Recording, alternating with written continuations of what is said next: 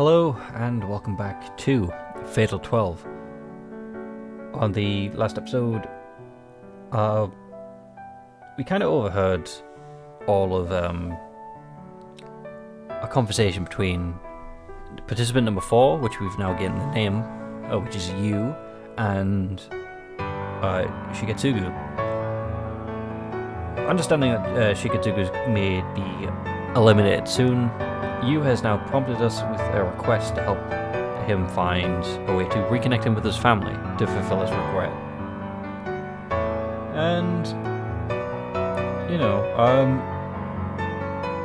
pretty much we've kind of just given him the right path to follow to try and do that on his own. But with that, we don't really know what else there is, so we may as well continue. Anyway, so I won't help you out more than this, but I want you to trust yourself. Honestly, I don't get what's happening. Shigetsugu said that Yu is both brave and compassionate. I have to agree. I hand him an envelope. Inside it is the information I already dug up regarding Shigetsugu's family, as well as some money. Did you know I'd do this? It's only because I had the same idea that crossed my mind. It's this story from here on out. I have no intention on seeing it through. Now that I've done this much, for you, I should be able to avoid waking up with regret if Shigetsugu gets eliminated. I want to see him happy till the very end, so I'll do everything I can to make sure that happens. Thanks, Rinka. I promise I'll pay you back. After he says that, he remains still for a moment. Just as I muttered that I need to go, he stops me. His expression is deathly serious. There's one more favor. His face makes it clear that this one is serious. Even so, I don't expect what comes out of his mouth next. I want you to eliminate me. Huh? I kind of figured that you'd already obtained all 3 of my cards. I also figured that you wouldn't elect me. You're just too kind. Why? Because I want you to live. I mean, thinking about it, it's advantageous for us to eliminate you before Shigetsugu gets eliminated. Shigetsugu may hate us, but means Alan has to protect Shigetsugu for a little while longer. So, speaking pragmatically, I think this benefits us the most to do this. Because I want you to live. You're joking. Sorry, I shouldn't shout that at you. But I'm serious. If there's anyone I want to be fine with being eliminated by, it's you. That's not all, though. I shouldn't be allowed to live in the first place. What? What makes you say that? My memories don't seem like they'll ever come back, but sometimes I'm scared of myself. Sometimes I get the feeling that the person I was before this was ready to do something terrible. I may become something else entirely if my memories return.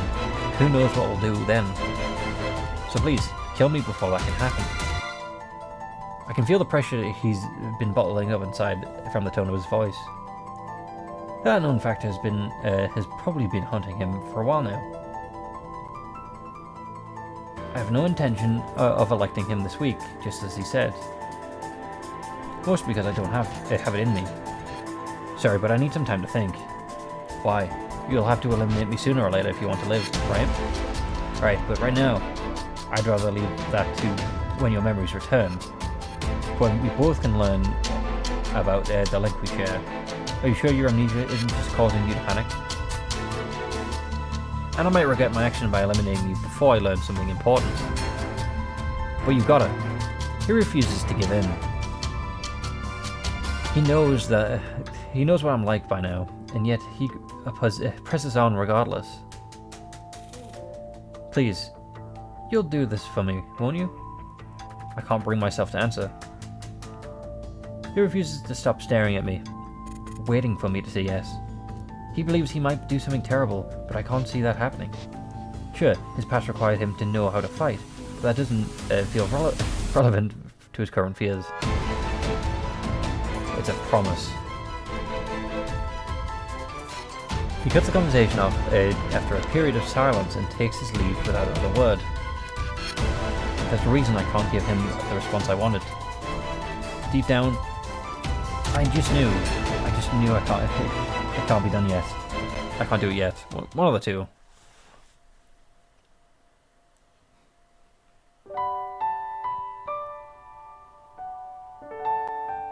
Today turns out to be another rare day. I keep the cafe open all day long. Leaving it closed so often has taken a toll on me. My legs feel like rubber now that my shift's over. Either way, working up a sweat from hard work feels pretty good. And getting to see all those customers relaxed and content makes it all worth it. Right, time to take a shower in bed. This week's This election awaits. Doesn't matter when I decide to go to sleep. But the more sleep I get, the better I should feel in the morning.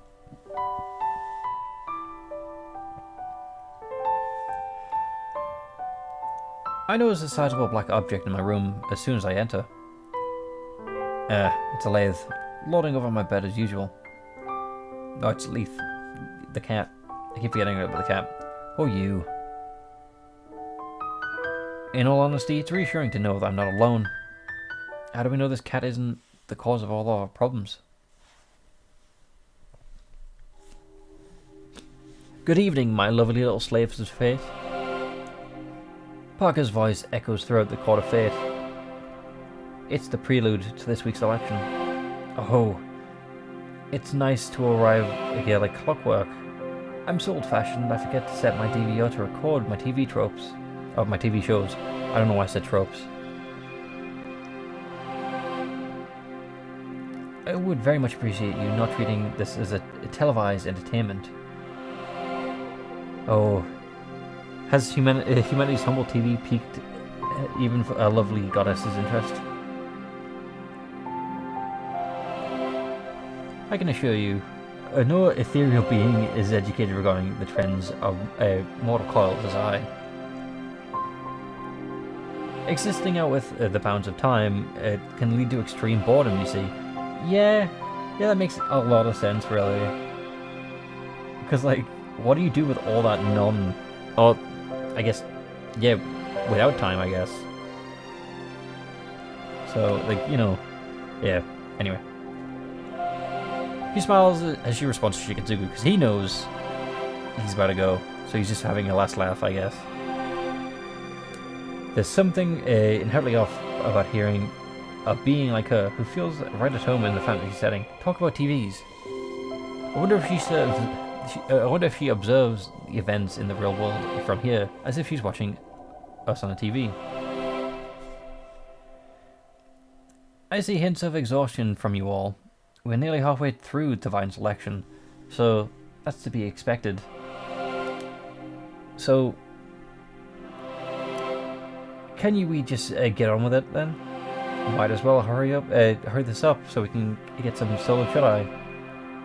Federico speaks up in his typical tone of jest. From what I can tell, he doesn't have any serious injuries. You claim to have rendered him immobile, but that doesn't seem to be the case. I mean, this is a dream. Either that or the dream world doesn't reflect your current state in the real world. Meaning he's acting fine to cover up the fact that he's been injured. Goodness gracious, quite the impatient lot. Have you no sympathy for a goddess looking to stave off boredom? No matter, we have 8 elections left. Didn't you say we're almost through? We're not almost through, still 2 away from halfway. Including tonight's. I'm sure you will provide me with some entertainment during that span of time. Allow me to begin tonight's election. Revolve, O Clock of Fate. Things proceed as usual after that. Each participant announces whether or not they would like to elect someone as the Clock of Hands makes their revolution. Naturally, I'm first up because I'm number 1. I announce my intent not to elect anyone tonight. Rinka, you should have elected you. It's what you asked for, and you should do it sooner rather than later. In the end, Alan's the only one to announce an election. I elect number 5. As expected, he goes straight for Shigetsugu. Shigetsugu seems satisfied with this outcome. I can only guess that the meaning behind this, but I'd like to believe his story ends on a positive note. More importantly, you liar. A sense of guilt washes over me as I hear the words get muttered. Two people face one another in the court of fate's upper stratum. Alan and Shigetsugu. For Alan, this is his third time. Much to the previous two, his expression remains solid. Well, this is something else. The dream world offers surprise after surprise. Alan remains silent after Shigetsugu's remark. The only thing in his eyes is the reflection of the old man's decrepit smile. You've been quite a regular visitor here, haven't you? Alan gives no response to Parker, who appears to be out of nowhere either. What? Who appears out of nowhere here. I don't know why. Don't worry not. I'm aware that you are not one for words. Please select your 3 cards. Alan opens up his book and produces the relevant cards. Once done, he reads them out loud. His name is Ushizuka Shigetsugu. He died of starvation. His regret is the family he once got along with. Oh, fortunately, I have no more regrets. I'm not sure how he pulled it off, this trick, but he allowed me the chance to see my family one last time. Don't be foolish. That was no trick. It was a heartfelt gift from him, your family. Or to you. His efforts will be in vain if you refuse to accept that. Oh, don't worry, I'm aware. It's just this old man's way of hiding his embarrassment. See? Oh, he's smiling. Alan's smiling about this.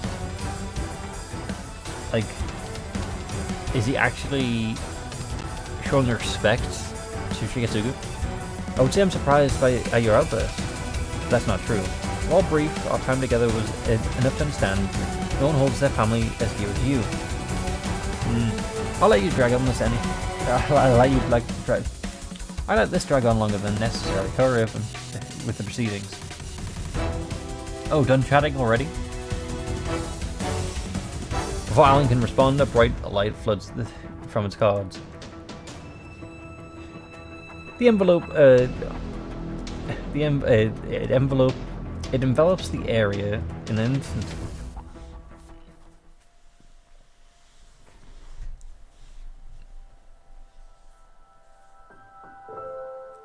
A man hunted by loneliness on the floor of his home. The starvation whittled him away. All he could do was reflect on his past.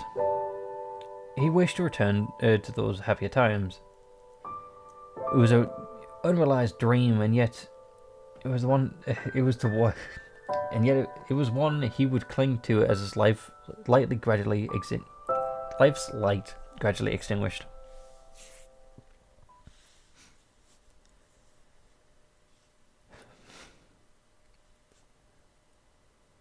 Expect no sympathy from me.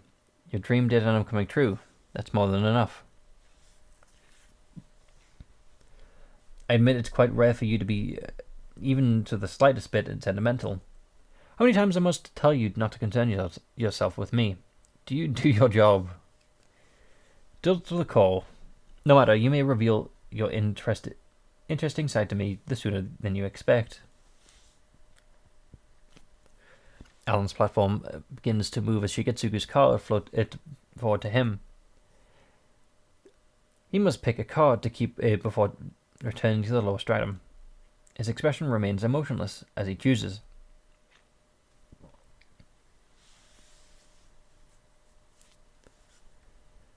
After some time, Alan descends by himself. Which card would you like to obtain? I choose numeral 4's regret. Something's wrong. You seems completely unfazed by Alan's selection. No, that's not quite right. His expression is alien compared to a few moments ago. It sends a shiver down my spine. His gaze remains focused on me rather than Alan. That kid. I find it hard to believe that it's simply anger over me not electing him. This is something else. Like I'm staring into an endless abyss of rage. Ouch. My head suddenly begins to pound.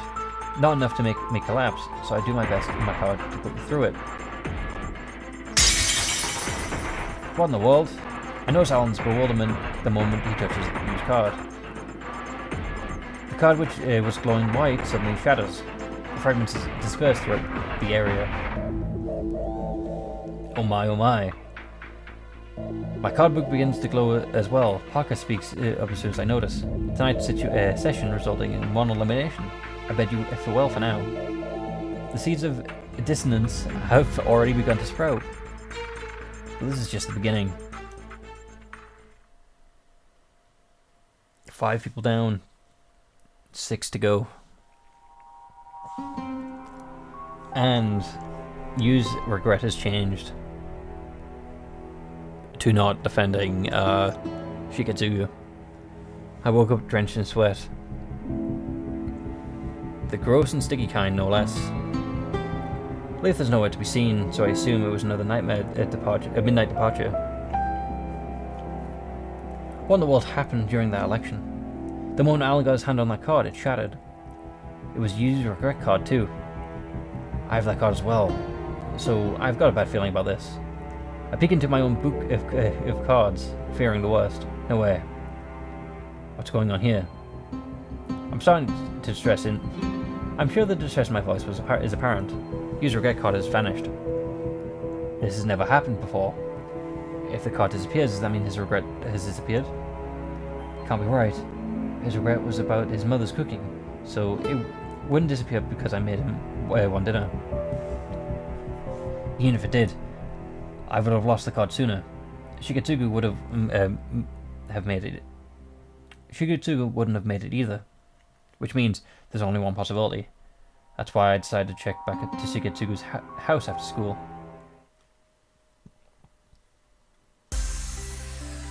After school itself has started to get busy thanks to the cultural festival preparations.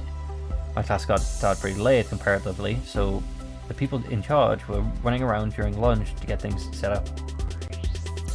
As much as I think that they should have gotten it all sorted out earlier, I'm in no position to comment when I'm doing the bare minimum to help. I would be willing to help out if they asked, but they're making it pretty clear that they want to handle things themselves. That's why, and I get why. It's nice when you and your group of friends pull stuff like that off together. Naomi's class is probably doing much better than ours in that regard.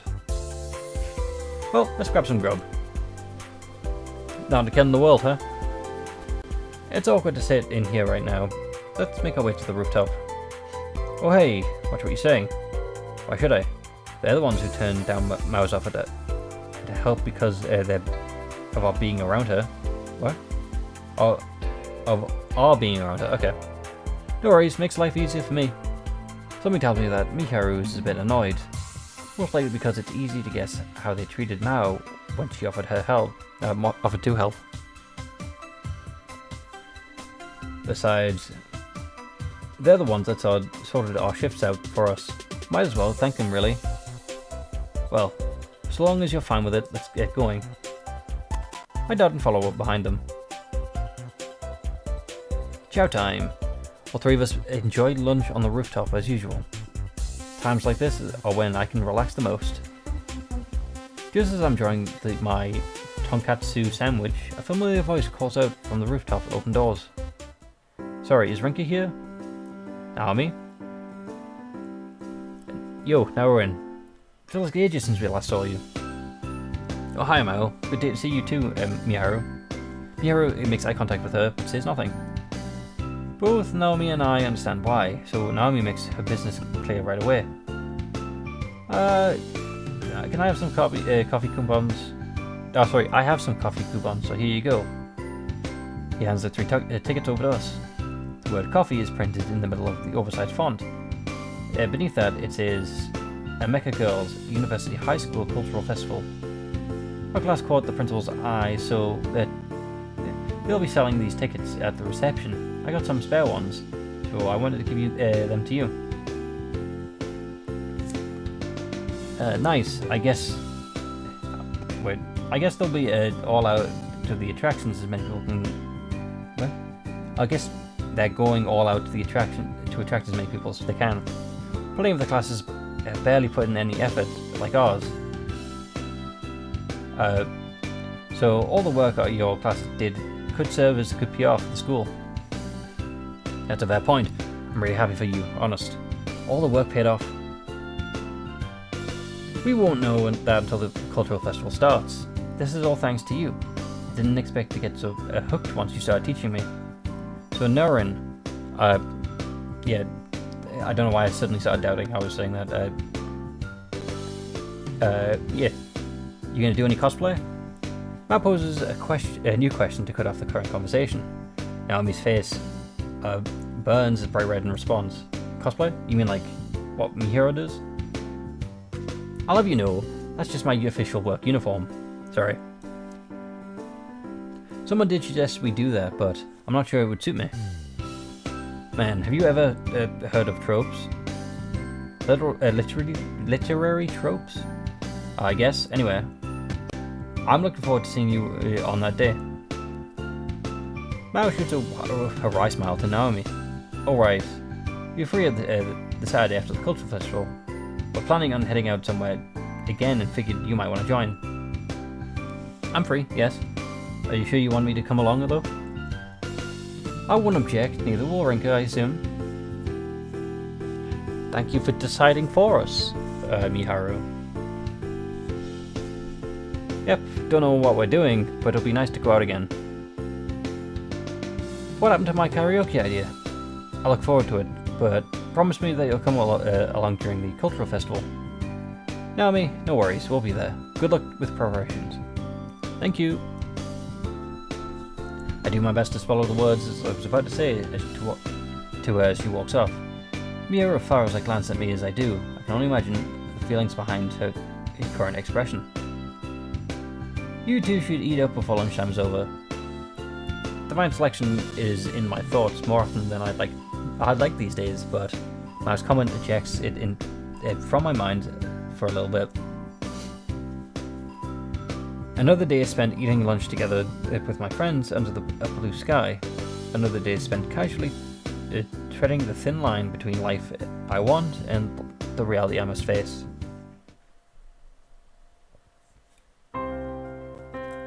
Once school's over, I catch up to Miharu and her on her way home. What's wrong? It's unusual you approach me like this. Oh, so you're approaching me. Can't win the divine selection without doing that. Mia was already aware of the situation after I helped her fend off the numeral 11.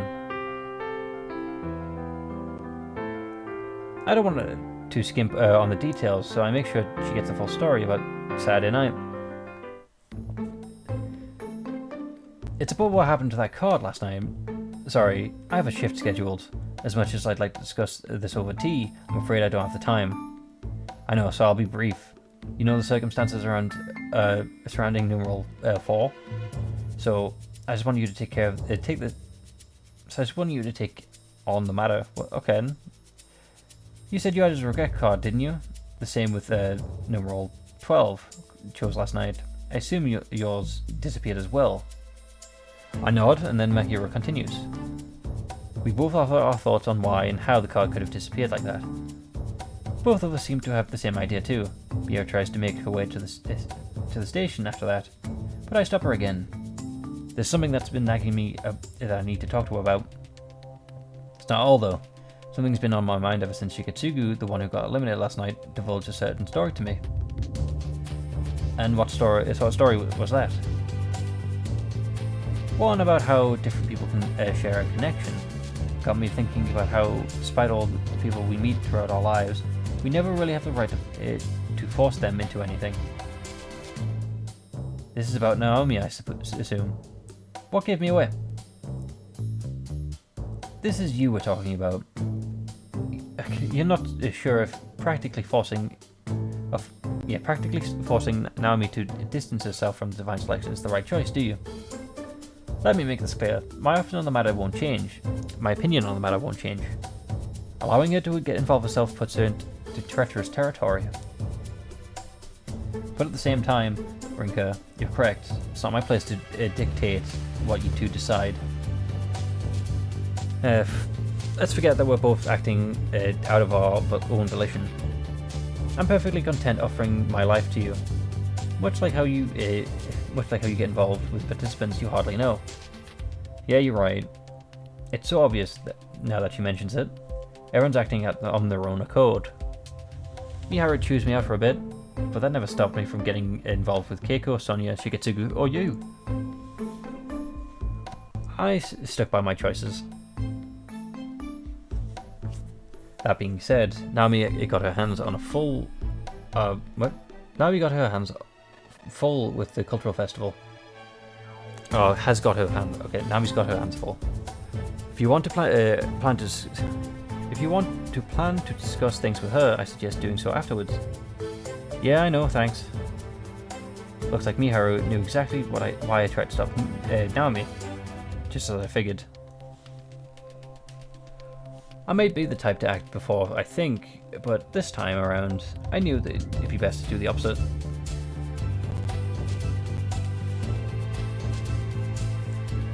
After parting ways with Miharu, I ended up near Shigetsugu's house. I mentioned to tell her that I'd be doing so, to which she offered a warning, just be careful. Number 4's regret is gone, that much is a fact. And he is dangerous now. That's what I would like to think, at least. I